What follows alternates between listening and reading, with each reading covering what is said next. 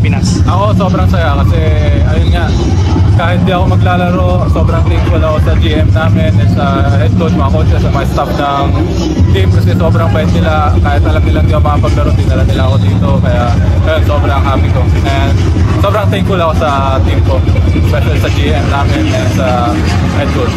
Kamusta so far yung recovery mo dun sa injury mo? So far, mas ako okay.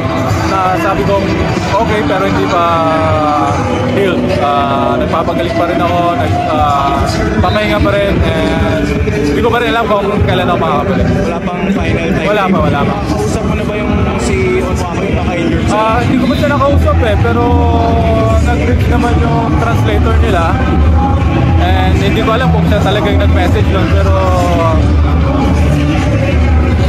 ayoko na pag-usapan yun. So, kung sakaling healthy ka, kasi di ba may Gilas game sa late February, kung healthy ka ba, open kang makapaglaro?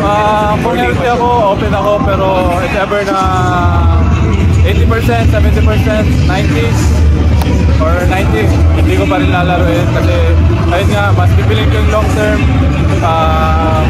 Nung na-injury ako, mas kailangan ko palang alagaan yung sarili ko, kaya mas naalagaan yung sarili ko ngayon.